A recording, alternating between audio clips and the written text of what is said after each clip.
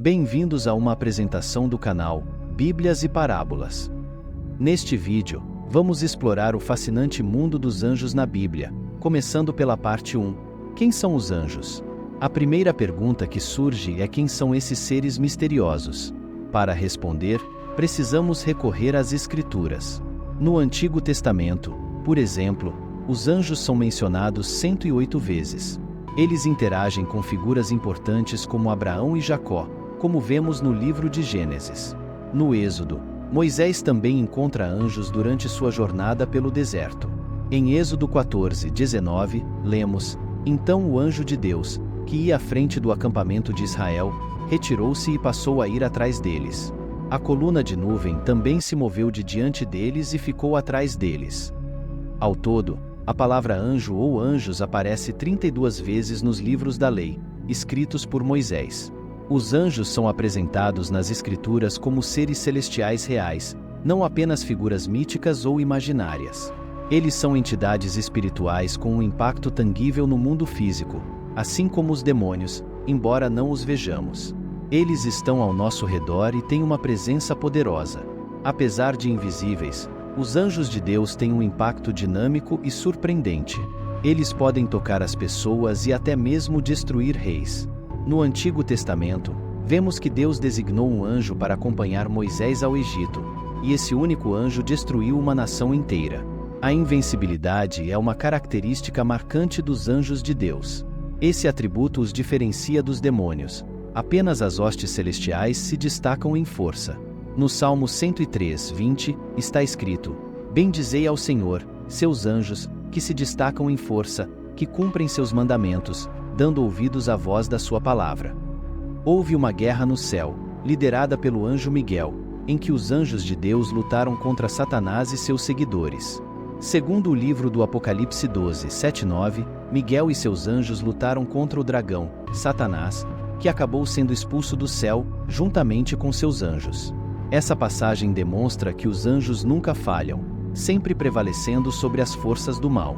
Além de sua força impressionante, os anjos também são extremamente sábios. A viúva de Tecoá compara a sabedoria do rei Davi com a sabedoria dos anjos de Deus, ao afirmar: Mas meu Senhor é sábio, como a sabedoria do anjo de Deus, para saber tudo o que há na terra. Esta sabedoria angélica reflete a grandeza do reino celestial. Na parte 2, discutiremos as diferentes categorias de anjos, seus nomes e hierarquias. Jesus, ao ser preso no jardim do Getsêmani, usou um termo militar para explicar a força celestial. Em Mateus 26:2.53, ele disse: Ou você não acha que eu poderia pedir ao meu Pai e ele imediatamente colocaria à minha disposição mais de 12 legiões de anjos? Uma legião romana equivalia a cerca de 6.000 soldados, destacando o imenso poder que os anjos possuem ao serviço de Deus. O grupo mais numeroso de anjos pode ser chamado de anjos comuns, embora essa designação possa parecer contraditória. Como seres extraordinários poderiam ser considerados comuns? Na maioria das vezes, quando a Bíblia menciona anjos, ela está se referindo a esses anjos não identificados. Mas essa classificação faz sentido quando os comparamos com outras ordens únicas de anjos que são mais específicas na Bíblia. Os querubins são os primeiros seres angelicais a aparecerem nas Escrituras, surgindo logo após a queda de Adão e Eva. No livro de Gênesis, capítulo 3, vemos os acontecimentos no Jardim do Éden. Após a desobediência de Adão e Eva ao comerem do fruto proibido, Deus os expulsou do jardim. No entanto, para evitar que eles retornassem e tivessem acesso à árvore da vida, Deus colocou querubins poderosos para proteger o caminho. Em Gênesis 3:2.24, está escrito: Depois de enviá-los embora, o Senhor Deus colocou querubins ao leste do jardim do Éden, com uma espada flamejante que oscilava para frente e para trás, para guardar o caminho para a árvore da vida. Teria sido um desastre se Adão e Eva tivessem comido da árvore da vida após terem pecado. Os querubins também têm um papel importante na reconstrução do que foi perdido. No livro do Êxodo, Deus deu instruções a Moisés para a construção do tabernáculo, o propiciatório e a arca da aliança, onde Deus encontrava e se comunicava com Moisés, apresentavam imagens de querubins em ouro. Em Êxodo 25:18-20, está descrito que Deus pediu que Moisés fizesse 2 querubins de ouro, um em cada extremidade do propiciatório, com suas asas estendidas para cobrir o altar. Os serafins são um grupo diferente de anjos, especificamente mencionados no livro de Isaías. A palavra serafim em hebraico significa os que ardem em chamas. Isaías, no capítulo 6, descreve sua visão gloriosa do Senhor, dizendo: Vi também o Senhor sentado em um trono alto e exaltado, e a orla do seu manto enchia o templo. Acima dele estavam os serafins, cada um com 6 asas. Com 2 cobriam o rosto, com 2 cobriam os pés e com 2 voavam. Esses anjos estavam louvando a Deus, como está escrito em Isaías 6:2.3, e clamavam uns aos outros: Santo, Santo, Santo é o Senhor dos exércitos, toda a terra está cheia da sua glória. Isaías percebeu que não era digno de estar na presença do Senhor, pois era um homem de lábios impuros vivendo entre pessoas de lábios impuros. Ele reconheceu seu erro e sua inadequação diante de Deus. Isaías 6:5-7 relata sua reação: Ai de mim, estou arruinado, pois sou um homem de lábios impuros e vivo entre um povo de lábios impuros, e meus olhos viram o Rei, o Senhor dos exércitos. Um dos serafins voou até ele com uma brasa viva, que ele pegou do altar com uma pinça, mostrando a purificação necessária para estar na presença de Deus. O anjo tocou minha boca e disse: Veja, isto tocou seus lábios, sua culpa foi removida e seu pecado foi expiado. As criaturas vivas, na versão King James da Bíblia, são um terceiro grupo de anjos conhecidos como as 4 bestas, mas uma tradução mais precisa seria os 4 seres viventes. Assim como os serafins, eles possuem 6 asas, e são descritos como estando cheios de olhos por toda parte, tanto por dentro quanto por fora. Em Apocalipse, está escrito que eles nunca param de proclamar: Santo, Santo, Santo é o Senhor Deus, o Todo-Poderoso, que era, que é e que há de vir. Em Apocalipse 5, 7 e 19, vemos essas criaturas em atitude de adoração e louvor, mas em Apocalipse 15, elas se envolvem no derramamento da ira de Deus sobre os impenitentes. Agora, passando para outro anjo singular, vamos falar de Miguel, o arcanjo. A palavra arco significa chefe, indicando que este anjo tem uma posição única e de destaque entre todos os anjos. O nome Miguel significa quem é como Deus, uma pergunta que nos lembra que nenhum ser criado é comparável ao Criador. Toda vez que encontramos Miguel nas Escrituras, ele está envolvido em batalhas espirituais. O profeta Daniel nos apresenta a Miguel em seu livro. Durante uma oração, Deus enviou uma resposta para Daniel, mas o mensageiro foi impedido em sua jornada.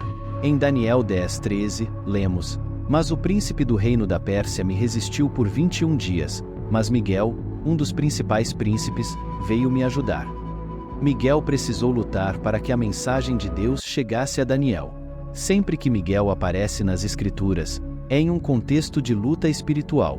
Ele é especialmente responsável por proteger a nação de Israel. Em Daniel 10, 21 e 12:1, ele é chamado de o príncipe daquela nação.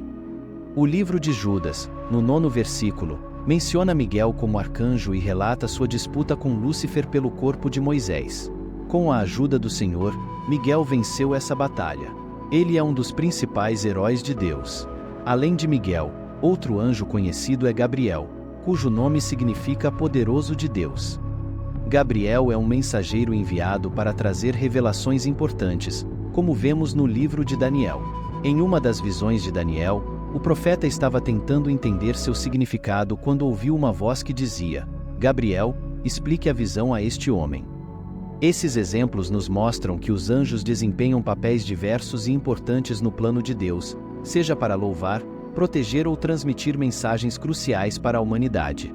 Cada um deles tem uma função única, mas juntos eles colaboram para cumprir a vontade divina.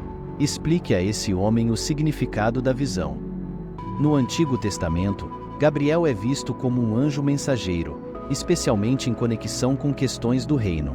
No Novo Testamento, seu papel está mais relacionado ao rei. Na primeira menção, Gabriel aparece a Zacarias, que estava servindo no templo. De repente, em Lucas 1:11, lemos: Então, um anjo do Senhor apareceu a Zacarias, à direita do altar de incenso. Gabriel então se apresenta a Zacarias, dizendo em Lucas 1:19: Eu sou Gabriel, aquele que está na presença de Deus, e fui enviado para trazer-lhe esta boa notícia.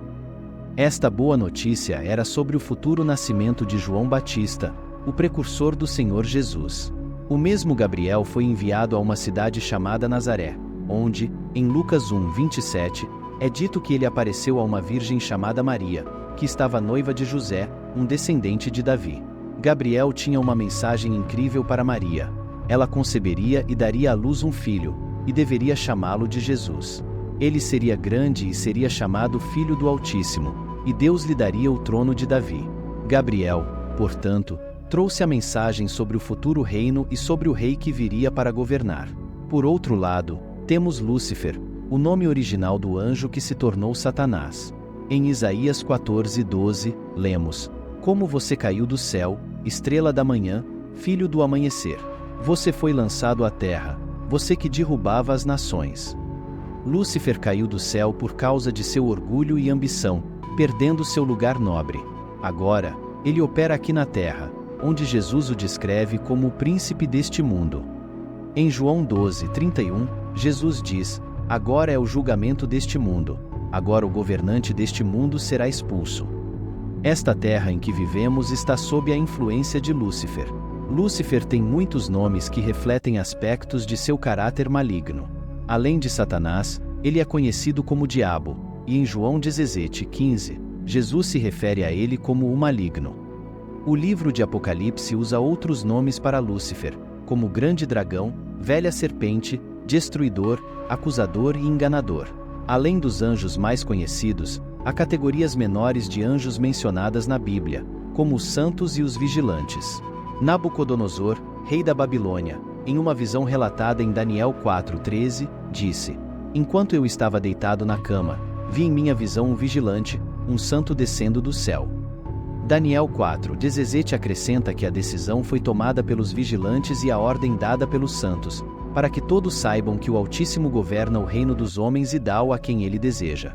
Daniel 4:23 refere-se a uma visão em que um vigilante desce do céu para emitir uma ordem ao rei. É interessante imaginar se esses vigilantes e santos ainda estão trabalhando hoje em dia.